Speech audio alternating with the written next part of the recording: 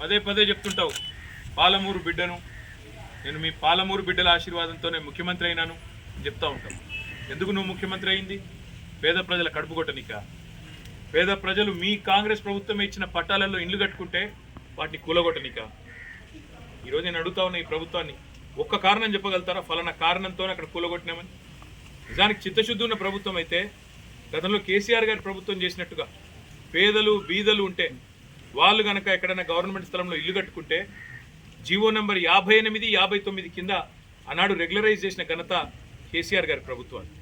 అక్కడ ఎవరైనా తెలియక కట్టుకుంటే పేదవాళ్ళు కదా, ఒక గుంటెడు జాగా కంటే తక్కువ ఉంటే వాళ్ళకే లీగలైజ్ చేయండి, రెగ్యులరైజ్ చేయండి అని చెప్పి లక్షల పట్టాలు జీవో నెంబర్ 58 కింద పేదవాళ్ళకు అందజేసినాయి.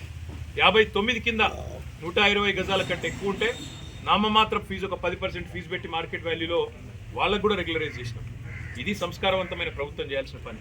కానీ నీ ప్రభుత్వం ఏం చేస్తుంది? రోడ్డు మీద దివ్యాంగులను పడేసి, వాళ్ళు పాపం కళ్ళు లేని వాళ్ళు, కాళ్ళు లేని వాళ్ళు, చేయి లేని వాళ్ళు, వాళ్ళను గోసబుచ్చుకుంటే, వాళ్ళ పిల్లలు రోడ్డు మీద పడితే, బడికి పోయే పిల్లలు పుస్తకాలు కొట్టుకపోతే మా శ్రీనివాస్ గౌడ్ గారు పాపం 10 రోజుల పాటు వాళ్ళకు అండగా ఉన్నాడు, వాళ్ళకు భోజనం పెట్టినాడు, వాళ్ళను శిబిరానికి తరలించి ఆదుకునే ప్రయత్నం చేసినాడు.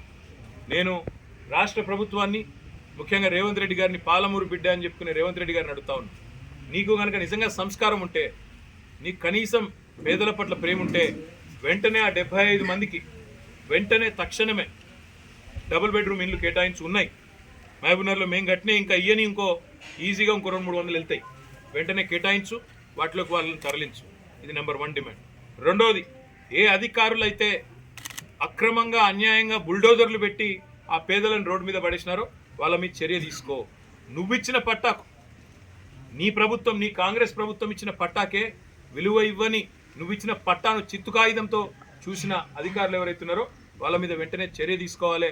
సస్పెండ్ చేస్తావా, సర్వీస్ నుంచి తొలగిస్తావా, ఏం చేస్తావా చెయ్యి, కానీ దమ్ముంటే ఆ నిర్ణయం కూడా తీసుకోవాలని చెప్పి నేను రేవంత్ రెడ్డిని డిమాండ్ చేస్తా ఉన్నాను. మరొక ముఖ్యమైన మాట కూడా ఈ సందర్భంగా నేను ఈ నాగర్ కర్నూలు వేదికగా చెప్పదలుచుకున్నాను. ఇప్పుడే ఇక్కడికి వచ్చేటప్పుడు మా సోదరులు మరి జనార్దన్ రెడ్డి గారు, ఆల వెంకటేశ్వర రెడ్డి గారు, శ్రీనివాస్ గౌడ్ గారు, నవీన్ రెడ్డి గారు, ఎమ్మెల్సీ గారు అందరం కలిసి మాట్లాడుకుంటూ వస్తూ ఉన్నాం.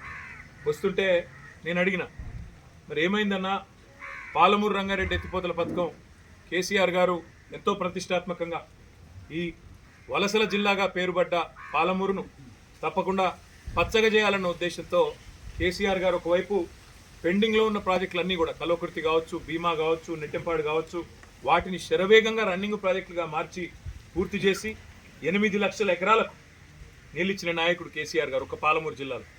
మరి అట్లాంటి పాలమూరు శాశ్వతంగా ఒక దాని గత 9 నెలలుగా దాన్ని తొక్కి పెడుతున్నదో, పాలమూరుకు నీళ్లు రాకుండా చేస్తున్నదో, ఈ విషయాన్ని కూడా తప్పకుండా ఎండగడుతూ మరి ఆ యాత్రను కూడా నిర్వహిస్తామని చెబుతూ, తొందరలో తప్పకుండా మళ్ళీ మీ అందరినీ కలుసుకుంటానని కూడా చెప్తూ ధన్యవాదాలు. Thank you.